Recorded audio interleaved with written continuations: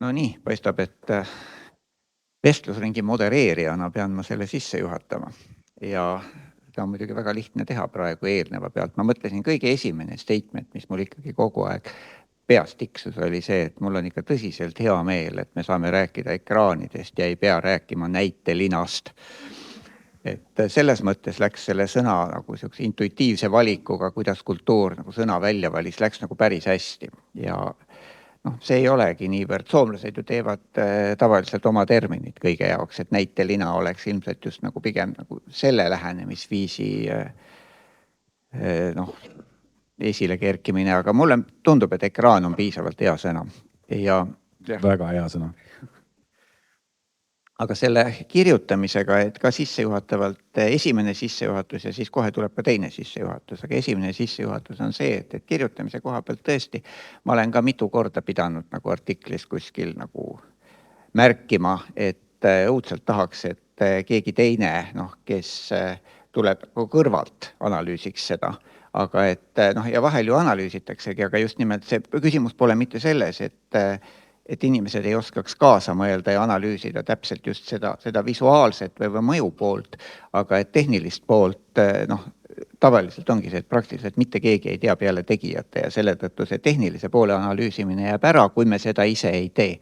Aga tegelikult isegi seal on juba see probleem, et näiteks kui ma vaatan seda, mida Taavet ja Liis teevad või seda, mida teeb Taavi Varm, siis eriti kui asi võtab mingisuguse programmeerimiskäigu sisse, siis mina ei oska ka sellest enam rääkida, sest ma ei tunne programmeerimiskeeli, et see läheb nagu veel rohkem sisse, eks ole, see on nagu selline lõputu sisse zoomimine, et ta tõesti nagu eeldab mingisuguseid küllaltki keerulisi tehnilisi teadmisi ja sa muidugi saad ennast nendega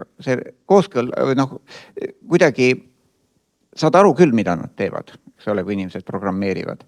Aga puht isikliku kogemuse pealt ma olen pikki aastaid töötanud koos programmeerijatega samas toas ja tegelikult ma ütlen, et eks ma sain aru ainult sidesõnadest. Ma sain aru, mis on nende eesmärk, kuhu nad tahavad jõuda, aga kogu jutt oli absoluutselt mõistetamatu ja kogu selle 2 aasta jooksul või mitte isegi palju rohkemate aastate jooksul ei olnud võimalik omandada seda, mida nad tegelikult teevad. Nii et me oleme selles probleemis küll tehnoloogilise teatriga, et me ei tea varsti enam isegi, kuidas sellest kirjutada. Liis, sa tahtsid? Kuna sa selle tõid praegu välja, siis mina olen täiesti teisel arvamusel praegu. Et võib-olla ma kuidagi lähen teist liini pidi, aga ma ei saa aru, mis vahe on sellel, kui palju me peame nagu teadma, kuidas, ma ei tea, teatrikardinad ette tulevad või kuidas see valguspult töötab või et nagu me ei pea teadma seda tehnoloogilist, kuidas see ellu viiakse või mida programmeeritakse. Mulle tundub, et see on mingi teine analüüs juba. Et mina ka, et kui me Taavetiga koos töötame, mina ei tea, selles mõttes, mida ta, selles mõttes muidugi ma vaatan, aga ma ei pea seda programmeerimiskeelt selleks selgeks õppima, et saada aru või et tunda huvi või et ikkagi lõpuks on see kuidagi selline inimeseks olemise tõlgendamine või siin maailmas kuidagi, ma tegelen nagu sellega, ja ma mõtlen teatriuurijad ka, et mul tundub, see on natuke sihuke tehnoloogiaga on selline, et me kuidagi teeme selle hästi müstiliseks, hästi kättesaamatuks ja see tegelikult tekitabki probleeme. Et me hakkame kartma seda tehnoloogiat, et ma ei tea, et see ei ole ju see, et mida teatriuurija uurib, et kuhu juhe läheb või et nagu, et see on mingid muud või ma kuidagi saan praegu valesti aru. Ei, sa ei saa valesti. Okei, ma ütlen siiski kommentaari või ütle ise. Et mina olen täiesti teisel arvamusel. Mina arvan, et seal on oma väärtus, ma selles mõttes sekundeerin Andrusele, et seal on oma väärtus, et mingisugune asi saab võimalikuks. See juhtub tänu sellele, et Meta reliisis oma APK veebruaris. Ja enne seda oli see võimatu üleüldse. Et me saame töötada mingisuguse tehnilise lahendusega, mis on vana 2 kuud üldse inimkonna ajaloost. Ja selles on mingi omaette väärtus. Selle, nagu, et inimene, kes saab aru, et siukene asi juhtus, oskab seda kommunikeerida, see ei ole lihtsalt imejuhtus. see on fucking ime muidugi, aga nagu, et me teame, kust see tuli ja millal see tuli.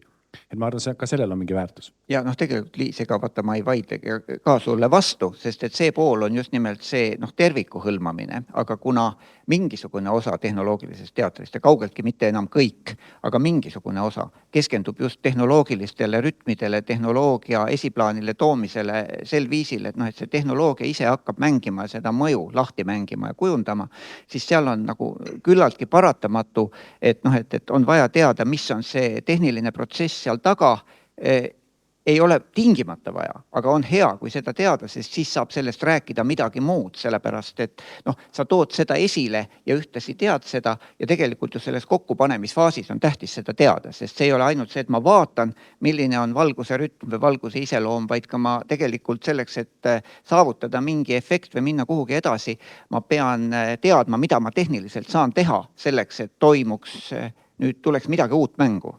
Ja seda peab teadma tegija, aga see, kes uurib asja, ei pea otsest valguspultide kõrval seisma, aga ta võib ka seda teha ja see, ma tahangi julgustada võib-olla uurijaid ka, et nagu ka seal, see ei ole üldse nii keeruline, sa ei pea teadma nii spetsiifiliselt seda programmeerimist. Piisab nagu sellest, et tule, vaata, proovi, küsi, mida tehakse, küsi, mis on need uuendused, need ei ole üldse nii, need on sellised lihtsasti seletatavad asjad, et ma tahan öelda, et see uurija või kes tuleb huvi, need ei ole nii keerulised protsessid, sa ei pea teadma nii spetsiifiliselt seda hingeelu sellel tehnoloogial selleks, et kuidagi uurida või sellest kirjutada. Ma tahaks nagu julgustada, et need ei ole nii erinevad asjad, kui vaadata seda kõrvalt, kuidas lavastaja teeb näitlejaga proovi. Seal on ka täiesti erinev keel.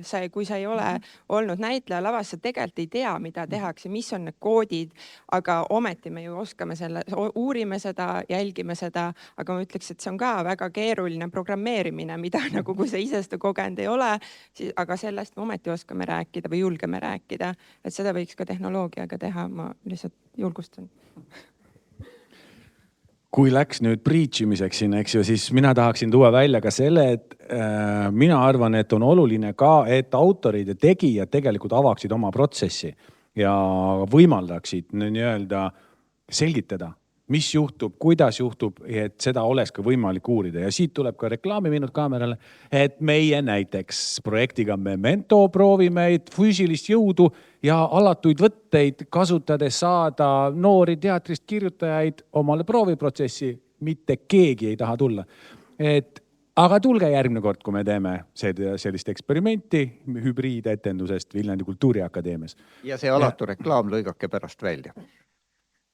Aga nüüd me proovime teha selles mõttes nagu nali naljaks, aga tegelikult nii-öelda avada seda protsessi, aga ka selle vastu ei ole märkimisväärset huvi. Eks? Aga nüüd siit tuleb teine sissejuhatus, mis on juba väga hästi esimese sissejuhatusega sissejuhatatud. Et teine sissejuhatus on see, et meie teema pidi olema ekraan ja juba me oleme rääkinud kõigest muust kui ekraanist. Ja täpselt selleni ma tahangi jõuda, et küsimus ju selles vestlusringis ja nendes temaatikates ei ole üldse ekraanis, sest et ekraan on põhimõtteliselt see koht, ükskõik siis milline ta tehnoloogiliselt on, see koht, kuhu suunatakse kogu see eelnev kontsentratsioon, see valmis tehtud või valmis mõeldud kontseptsioon ja see tuleb, ühesõnaga ekraan sõltub tegelikult täielikult ümbritsevatest tehnoloogiatest. Ühesõnaga ekraan on, me võiksime seda siin kasutada nagu mingit üldterminit, mis hõlmab tegelikult kogu selle hetke tehnoloogilise seisu, tehnoloogilise omapära, mida meil on võimalik kasutada või selle kogumi. Ja selle tõttu ongi ekraan nagu täielikult sõltuvusest hetke tehnoloogia seisust ja me peamegi vaatama seda kompleksselt, sest et kõik need arengud, mis on toimunud tegelikult algusest peale, on alati isegi see, mida sa lõpuks teha saad või mida sa lõpuks teha kavatsed, see täpselt nagu Taavet ütles, see sõltub sellest, millised tehnoloogilised vahendid parasjagu mul on käeulatuses, millega ma saan hakkama, kas keegi teine suudab tuua sisse mingisuguse tehnilise know-how, mida minul ei ole, aga temal on, mis annab lisavõimalused. Kui ei suuda, kui ei ole, kui ma ei leia seda inimest, siis neid asju ei juhtu. Seal ei ole võimalik improviseerida väljaspool tehnoloogiat, tähendab, sa saad küll juba maha mängides teha igasuguseid asju, inimesel on see dünaamika nagu, sellises klassikalisemas teatrivormis palju lihtsam. Aga tehnoloogiliselt on see, et sa kas saad midagi teha või ei saa midagi teha ja kui sa ei saa midagi teha, siis sa mõtled välja midagi muud. Ja selles osas nüüd ma küll annan kohe sõna edasi, aga ma just täpselt, kuna siin oli juttu sellest 1998 Ugalas olnud lavastusest Üks mees roheline, siis sealne ekraanikasutus, mida ma tegin. Ühesõnaga, ma olin selle asja helikujundaja ja ühtlasi pidin tegema videotracki. Ja helikujundus võttis kogu jõu ära. Ja videotracki tegemiseks oli lõpuks väga vähe aega. Ma sain tegelikult kogu aeg aru, et see nõuab ettevalmistatud videotrack, nõuab niisugust massiivset tööd, mida isegi arvestades seda juba, kui palju massiivset tööd sellega eelnevalt oli tehtud, ei ole lihtsalt enam võimalik teha, seda pole kuhugi panna. Ja siis oli enam-vähem põhimõtteliselt nagu peaaegu võiks öelda, et esietendusele eelneval päeval otsustasin ma, et mul on tehnoloogilised vahendid sel määral piiratud, et mingisugust videopilti ei tule, aga ekraan tuleb. Ja ekraan läks põhimõtteliselt Arlekiini peale. Me saatsime, muidugi see oli natuke varem, see ei olnud esietenduse eelsel päeval, sest nii poleks enam võimalik olnud midagi teha.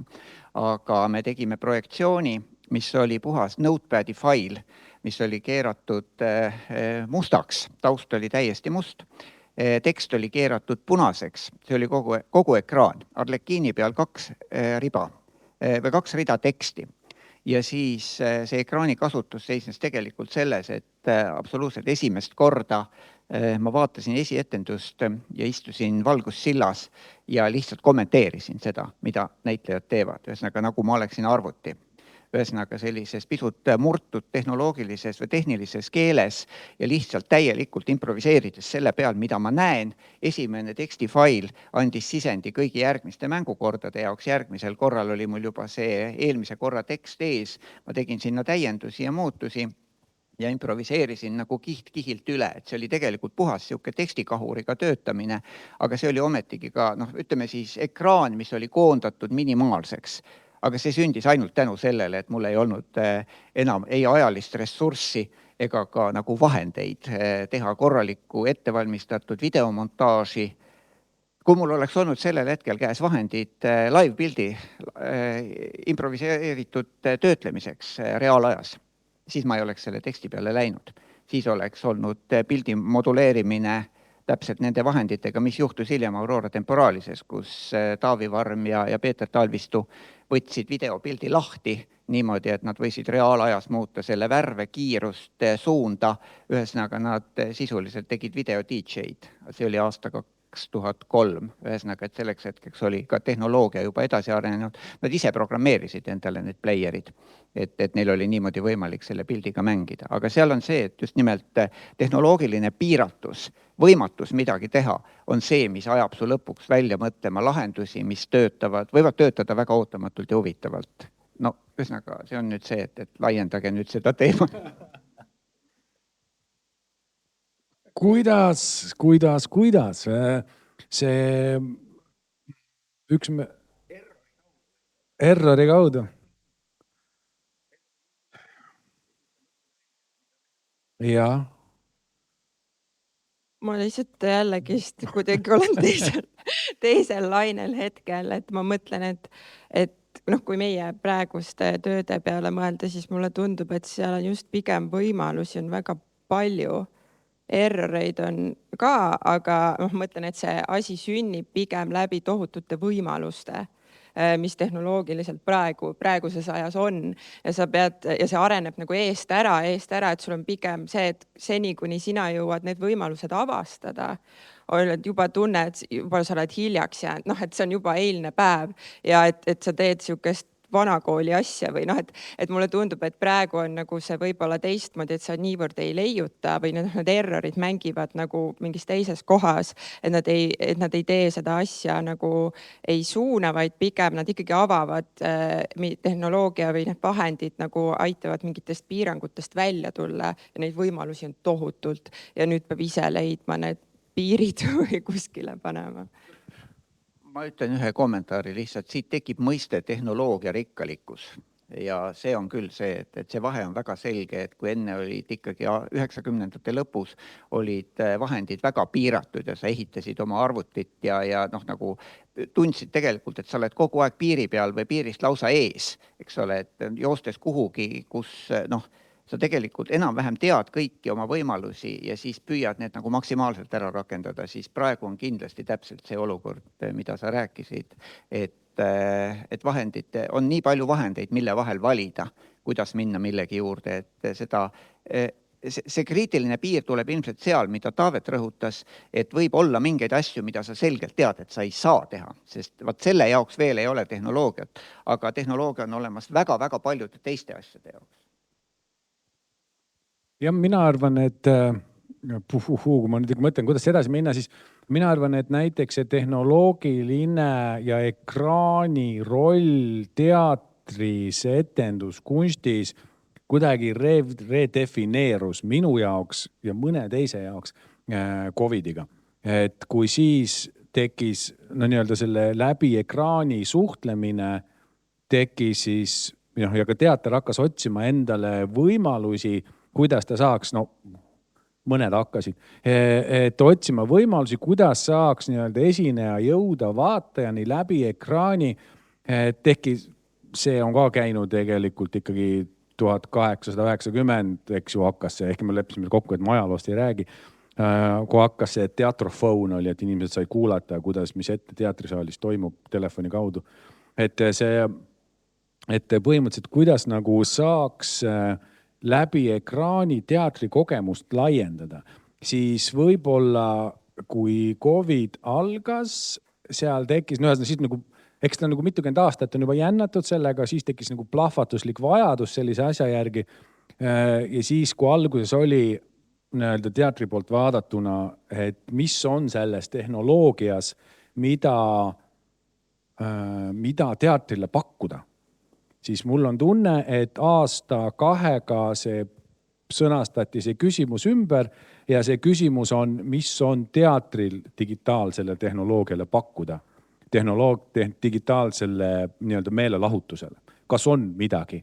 Ja eks ju, minu arust on, olles kaua jännanud sellega, ma ütlen, et on väga palju ja seal mulle tundub, et seal see eksperimenteerimine ekraani, teatriga ja kaasaegse tehnoloogia võimalusega, mulle tunneb, et praegust alles algab.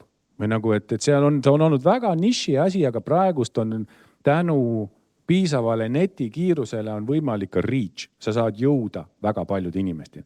See sama, mis ma enne siin tegin sellise pool naljaga üleskutse, et tulge, et Memento seda protsessi vaatama, see on nagu, et seal me töötame Tambet Tuisuga koos just sellega, et kuidas nii-öelda kasutada internetti ja voogedastust selleks, et luua hübriidkogemust. Et kuidas laiendada, kuidas saada välja teatri siin ja praegu, et kuidas saaks selle siin osasid kuidagi laiendada või nagu nii-öelda questionida selle siin, mis see siin tähendab, kas me oleme siin, kas me, et jah, mis see siin, äkki see siin ei tähenda füüsiliselt siin, vaid et inimene saab ise valida, see on mõnes mõttes ka demokraatist, nüüd tõmbasin käima oma preachimise moodi, et nagu, et inimene, et niimoodi demokratiseerida teatri kogemust, et inimene saaks ise, ma annan aru, et see on nagu roller coaster, mis ma räägin siin, aga et inimene saaks demokratiseerida ise oma kogemust, saaks valida, kuidas, kui palju ta tahab engaged olla.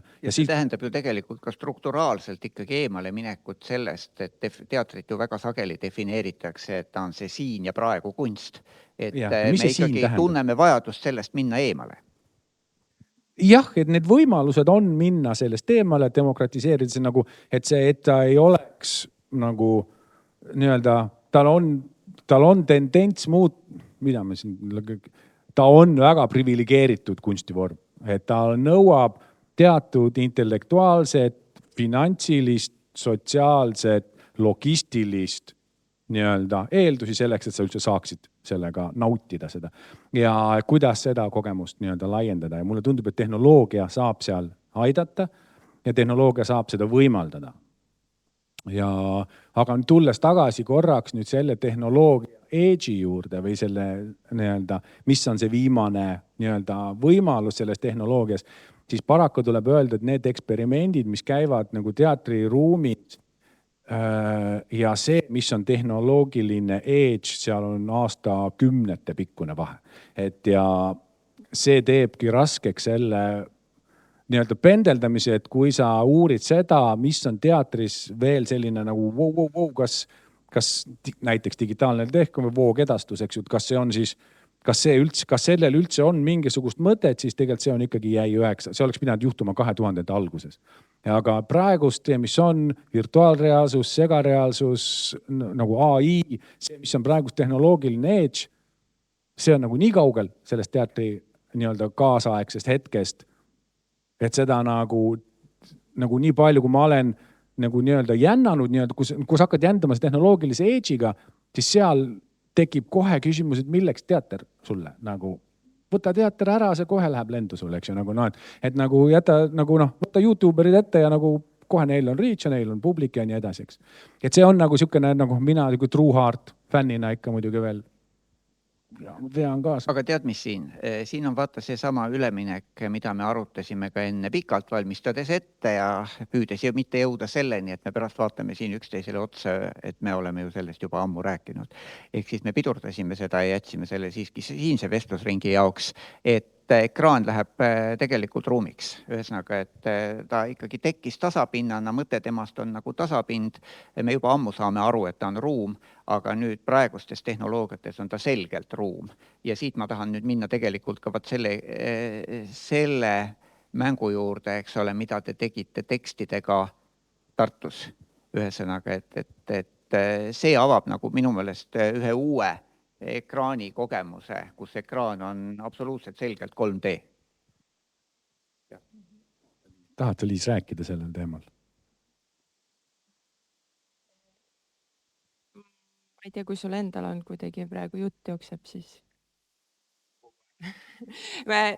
see, millega mina siin maadlen kuulates lihtsalt juba esimesest ettekandest peale on nii palju tohutult nagu nii palju mõtteid, et see on ja mina võib-olla esindan seda, mina olen koreograaf ja mina mõtlen kogu aeg nagu läbi inimkogemuse või kehakogemuse ja et mitte nagu ekraan kui teatris, vaid miks ma üldse sellega tegelen, on see, et ekraan elus, nagu me siin rääkisime ka, et on ju, et see on praegu ta on ju kogu aeg meil kohal, igal pool, meid ka jälgitakse läbi ekraanide, et me olemegi sellisel, nagu sellel Shakespeare'i nii-öelda sõnastatud, et me olemegi laval, nagu kogu aeg oleme konstantselt laval ja meie probleem on see, et me ei saa lavalt maha enam.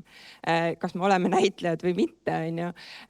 Ja et minu arust on kuidagi oluline see, et see ekraan siis oleks, kui ta on niikuinii meie inimkogemuse või juba siuke kehapikendus tegelikult, et meil on silmi rohkem kui meie enda need silmad või et seal on mingi pikendus kogu aeg mingisse teistesse ruumidesse. Et siis mulle tundub, et kui kuidagi teater tegeleb sellise inimolemusega, kuidas ta kogeb või siis me peame seda kuidagi kaasama või tegelema sellega, et mida see tähendab, see inimkehas olemine siis praeguses ajas. Et ja see tekstide ja siis meil oli see viimane töö on nende VR-prillidega, virtuaalreaalsusprillidega, aga nad on nagu läbi nähtavad. Ja seal me kasutamegi tekste ja seal minu see mõte oli kuidagi see, et siin oli ka jutuks, et keha kui ekraan, et mul on nagu esimesena kohe, et keha ei ole nagu ekraan, sest et see on ainult väline, on ju, mida me näeme, et seal on veel palju asju toimub sees, et jällegi see pinnal olev ja mis on siis sees ja siis kuidagi, et nende prillidega me saame kuidagi tekitada inimese ette veel mingi layeri, mida me ei näe väljast, aga saab sellise pearuumi või mõtteruumi saab kuidagi luua füüsiliselt justkui kogetavaks. No aga see ongi see, mille suunas ekraan läheb, see ongi see uus ekraan tegelikult. Ja seal ongi kuidagi ja teine huvi, mis minul on kuidagi see, et kui etendaja mängib või näitleja mängib midagi, siis ma tema sisse ju minna ei saa. Ma ei saa tema pähe minna, ma ei saa tema kujut, ma näen ikkagi ainult seda välist külge, seda konteksti, kus ta siis mängib või seda maailma, mis on loodud.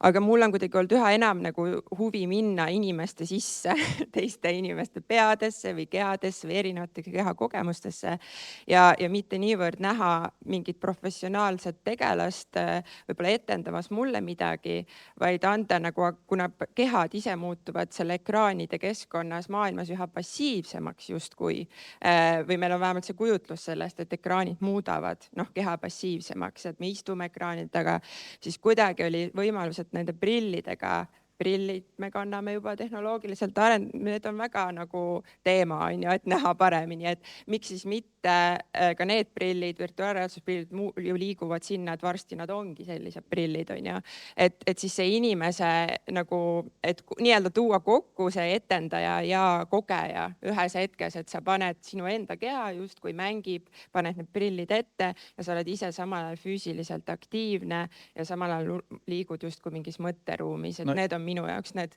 ruumi ja keha kuidagi kohtumise intriig või kes on see etendaja, mis on see ruum ja kus on lava. Ja liitreaalsus töötabki ju selle peale, et sa tegelikult liigud, sa ei ole enam passiivselt toolis kinni, vaid sa tegelikult teed midagi ja ilmselt on see ka võib-olla see koht, kus seda videoklippi näidata, mis teil kaasas on. Vaatame korraks videoklippi. Täiesti tasapinnaline, täiesti mõttetu. Näitelinalt.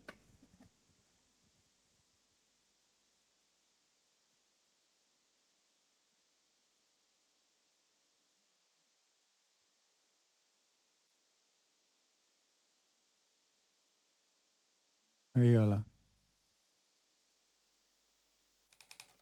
Tuli.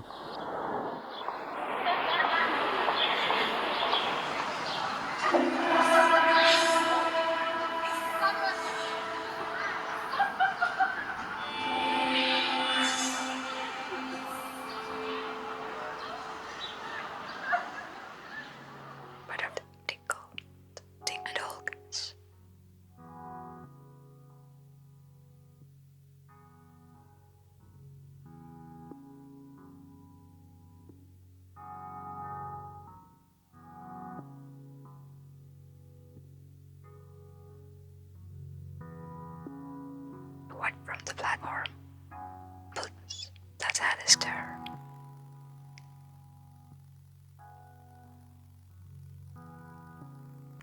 Great. And so.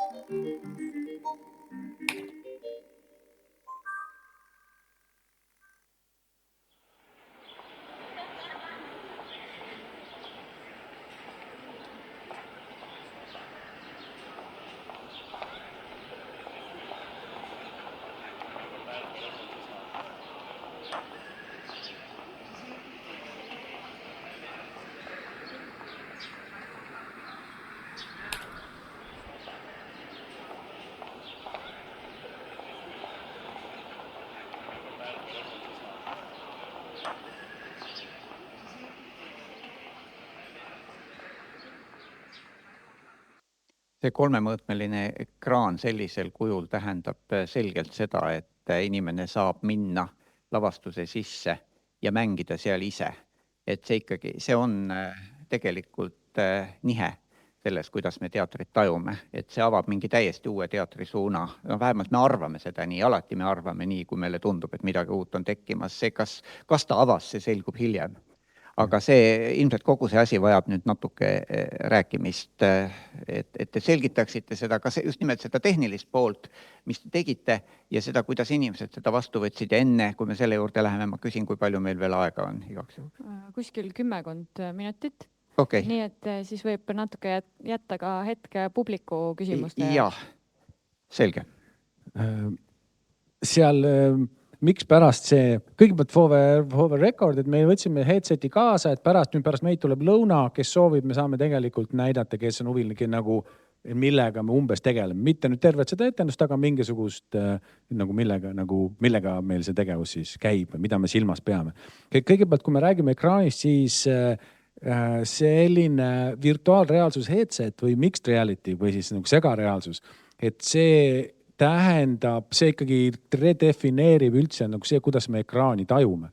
Sest praegust, kui me räägime näitelinast, eks ju, nagu siin praegust, ja me räägime või arvutiekraan, telefoniekraan, siis see meile, et kui me paneme selle pähe, me vaatame läbi sellest, meile tundub, et me näeme läbi. Kuna me näeme kõike, mis ümberringi toimub, aga tegelikult me näeme kaamera pilti ekraanil, mis on silmast sentimeetri kaugusel 0 hilistusega.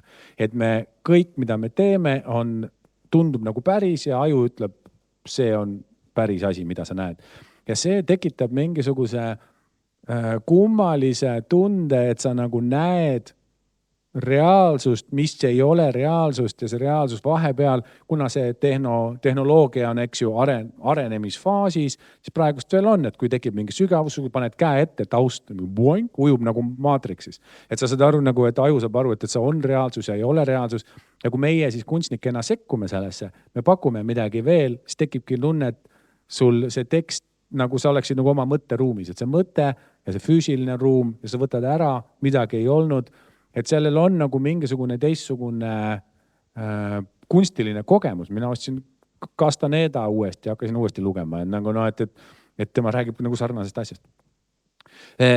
Ja siis veel, et mis siin selles etenduses toimub, või ma ei tea, kas sellest ongi vaja rääkida, mis siin etenduses toimub.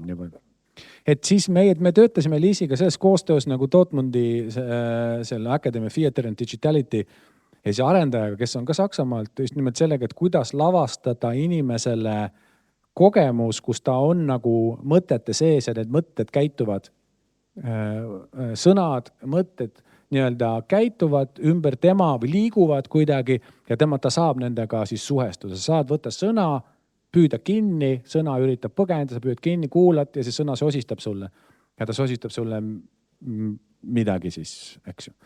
Ja me kasutasime seal Tartu Ülikooli raamatukogu foajee, seal trepi mademel, me seda tegime ja me kasutasime seal ka erinevaid tekste, mingid osad, mis on, kuna see oli Held in Human 2, siis Held in Human 1 toimus aasta varem EKA galeriis, kus kohas oli nii-öelda publik sai seal salvestada oma sosinaid, mida me kasutasime, tekste, ja siis me AI-ga panime neist kokku siis nii-öelda dialooge, lõime seal siis mingisuguseid nii-öelda kunstilisemaid, poeetilisemaid tekste, kasutasime enne Mihkelsoni tekste nagu sissejuhatuses ja väljajuhatuses ja samamoodi. Ma ütlen ühe asja siia vahele. See asi, vaata Liis, mis sa ütlesid päris alguses, selles mõttes oli sul õigus, et ja nagu absoluutselt õigus tehnoloogilise teatri üldprintsiibi suhtes, et tehnoloogiline teater on alati algusest peale töötanud selles mõju suunas. Tehnoloogilise teatri eesmärk on alati olnud võimalikult otsene ja jõuline mõju inimesele ja see, millise tehnoloogia läbi me seda teeme, see on täiesti ükskõik. Ainult, et see tehnoloogia ongi nagu kõik see, mille kaudu me seda mõju avaldame. Et selles mõttes, jah, tehnilise võib alati välja jätta, niipea kui me saavutame mõju, on juba tegelikult kõik see oluline asi olemas ja tehtud. Jah, et mul tuli ka kohe, kui Taavet nüüd rääkis, ikkagi jälle tahaks öelda, et samas ju ka meie, kui me alustasime seda, see oli, millal see oli siis nüüd 1,5 aastat tagasi, Meil ei olnud neid headsette kodus, me ei olnud mitte kunagi neid ennem kasutanud. Noh, nagu samamoodi alustasime selles mõttes samast kohast, et me olime kuskil neid proovinud ka, olid nagu mitte väga positiivsed kogemused, on ju, süda läheb pahaks, kõik need asjad, aga lihtsalt sellel hetkel me olime just selles esimeses osas kasutanud seda nii-öelda sihukest augmented reality, seda läbinähtavat sellist ekraan nagu telefonina, et sa saad sellist nagu kihti ruumis luua ja me saime aru, et see ei toimi, noh, just nimelt selline väike ekraan, inimene ei ava oma telefoni, see ei hakka tööle, ta ei avalda sellist mõju inimesele. Kuigi justkui see ruum selline oli juba loodud ka selles vahendis, mida siin tegelikult sai kogeda, selline sinu ümber olev silinder tekstidest, noh, nagu, mis lähevad maa alla üles, et seda sai juba telefoni ekraanil teha, aga see ei hakanud tööle. Ja siis kõik see potentsiaal, mis me nagu nägime, mis selles EKA galerii ruumis tegelikult ka oli juba olemas, siis meile tundus lihtsalt, et me peame minema nendesse prillidesse, sest seal on võimalik luua just nimelt sellist kogemust või sellist mõju nagu luua, et inimene saab nagu seda kogeda nii, nagu me sooviks, et nende teiste tehnoloogiate abil tal ei avane see tunnetus. Just nimelt nendel avaneb, võib-olla sinul ja Taavet nägid seda potentsiaali. Et sa kujutasid seda ette, aga et just see tehnoloogia ja lihtsalt sa valisid selle vahendi ja meil oli nagu õnn, ma mõtlen selle peale, et kuidas selliseid tehnoloogilisi asju luua, et see on hästi oluline, mitte ainult see inimene, kes oleks tehnoloogiliselt juba osav ja oskab programmeerida, aga et ta oskaks ka kaasa mõelda. Nagu meil oli see õnn, et meie programmeerija oli ise tantsija koreograafi taustaga. Ehk siis ta teadis täpselt, millest me räägime, mis kogemust me tahame luua, et ka see kehaline pool oli tal olemas, et see on minust nagu väga oluline selle kõige tehnoloogilise. Puhtajaliselt, eks ole, me peame nüüd kokku võtma. Taavet, kas sa tahad öelda praegu? Publiku küsimusi. Jah, aga ühesõnaga, et me teeme 2 kokkuvõtet, Taavet ja mina. Okei, Taavet tegi juba kokkuvõtte väga lihtsalt. Et see siin, kui me räägime ekraanist, see siin on tegelikult uus ekraan. Noh, väga selgelt. Ta ei ole 4-kandiline, ta ei ole suur, ta on osaliselt küll valge, aga see on juhus. Et sinna suunda see läheb ja tegelikult ta on siin sees.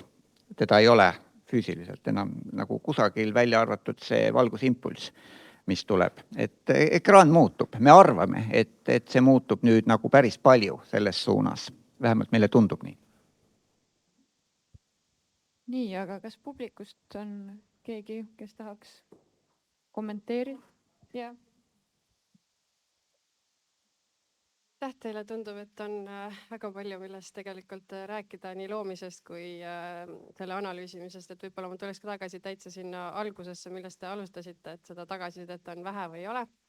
Et mina töötan Vaba Laval ja näen erinevate produktsioonide sünnist surmani, kuidas see sünnib, millised on inimeste erinevad töö siis mured või rõõmud ja kes palju panustab ja mis on need väljakutsed. Aga kui ma mõtlen ennast nagu tavavaataja ja kingadesse või uurija kingadesse nende siis puhul teatrisaali, et võib-olla räägime näiteks videokujundusest, et ma arvan, et ka arvustajana võib-olla tekibki lihtsalt see, et ma ei taha selles mõttes jääda lolliks, et ma ei oska enam vahet teha, mis on inimese oskused, mis läheb selle tööd väljatoomiseks vaja, et kas seda suudaks teha Viljandi Kultuuriakadeemia värske lõpetanu või inimene, kes on pidanud aastaid praktiseerima. Et siis võib-olla, kui mina ütlen, et see oli midagi enneolematut, et siis tuleb välja, et tegelikult videopointi aegluupi ja noh, et võib-olla just see, et tegelikult see ei olnud midagi, siis te loete ja mõtletegi, et issand jumal, see inimene ei tea ju mitte midagi, et see ei olnud nagu lahenduse tipp, vaid see oli väga lihtne meetod. Et võib-olla üks on see, et miks me ei julge siis, et me saame seda hinnata semiootiliselt või fenomenoloogiliselt seda lõpptulemust, aga mitte tehniliselt. Liis ütleski, et jah, me ei peagi teadma võib-olla, et mitu juhet ühendati ja mis selleks tehti, aga võib-olla see mitte lahendus, aga lihtsalt see, et ikkagi innustan, et see, et keegi ei ole sinna Mementosse veel tulnud, et äkki kui me ise räägime, et mis on selle protsessi taga, nii nagu te praegu seletate, et see aitabki meil mõista, kui keeruline või lihtne see oli. Et võib-olla iga lavastaja puhul me ei pea seda nüüd ütlema, et kes 7 nuppu vajutas või mis, aga jah, et kui on niisugused erilahendused, projektid või tehnoloogiline midagi, mida ei ole veel olnud, või te ise teate, et tegelikult teised Eesti teatritegijad ei ole seda teinud, et siis lihtsalt ise avada, ma arvan, võib-olla see on see meie kõigi see võimalus või suund, et me tegelikult ise anname märku, mis läks selle loomiseks nagu, kui palju kas inimenergiat või teadmisi on ju. Siin on vist üks mingi üleminekuala, üks sild, et väga paljud inimesed mängivad videomänge. Põhimõtteliselt kogu see aaria, kes mängib videomänge, on tegelikult sedasorti teatri- ja kunstiprojektide publikum. Et neid inimesi on väga palju, kes tegelikult liituksid sellega. Siin on, aga need kuidagi žanriliselt on need nagu eri valdkonnad. Teater ja kunst asuvad mingis teises kohas kui videomängud. Ja see, ma ei ütle, et keegi seda nagu jõuga kehtestaks sellist eristust, aga see eristus nagu on, see joon on lihtsalt kuidagi nagu jooksnud kultuuri sisse. Ja mida rohkem see joon ära kaoks, seda rohkem tegelikult selguks, et seda eristusala nagu polegi vaja. Ja ma arvan, et inimeste hulgast, kelle jaoks videomängude mängimine on täiesti enesestmõistetav tegevus ja neid on palju, nende jaoks oleks ka selliste teatriprojektide ja selliste kunstiprojektide vaatamine täiesti enesestmõistetav tegevus, niipea kui see klikk ära käiks, et see on tegelikult peaaegu sama asi. Ma ei kommenteeri seda sellepärast, et see on nii huge Absoluutselt. teema nagu Absoluutselt. elevant toas. See on järgmise vestlusringi teema. Ja see on elevant toas teema. Aga võib-olla kommentaariks ma ütlen, et jah, ma olen nõus. Ma olen tegelikult ka nõus sellega, et autoril ma siin oma selle Demuki artikliga, eks ju, ma siin üritan teha algaja akadeemikuna oma esimesi samme sellesse kirjutamisse, sest mul see teooria pakub palju järjest rohkem huvi. Aga seal on näiteks minul endal võib-olla alused tuua, aga ka niimoodi, kui sa oled nagu kunstnikuna mõtled, kuidas seda teha, siis programmeerijana teed selle valmis, lavastajana lavastad ära, viid selle etenduse läbi, teed publiku tagasiside ära ja kui sa lõpuks hakkad kirjutama selle, siis on natuke küla hullu tunne tuleb juba nagu, et aga mõtle, kui ma sain täiesti valesti aru kõik ise sellest, et mis ma nüüd siin korda saatsin. Eks ju, et nagu see on nagu nii-öelda selline õigustatud või õigustamata hirm selle ise kirjutamise juures. Ja sellest peaks kuidagi, ma ei tea, kuidas üle saama või midagi. Tuleb olla enesekindel külahull. Väga hea soovitus. Kuna me oleme natukene juba üle aja, siis ma arvan, et selle toreda soovitusega on väga hea punkt panna sellele vestlusele ja minna lõunapausile ja kes ei ole võib-olla liiga näljane, võib ka lõunapausi pidada kohvilaua ääres seal taga, nii et saate vestlust jätkata. Ja see ekraan seal. Ja siin on võimalik proovida ka siis virtuaalreaalsusprille. Saate ära katsetada, mis tunne seal sees on, kas hakkab pea ringi käima või süda läheb pahaks või mitte. Ja siin me jätkame vestlusega kell 12.50. Aitäh! Aitäh! Aitäh teile!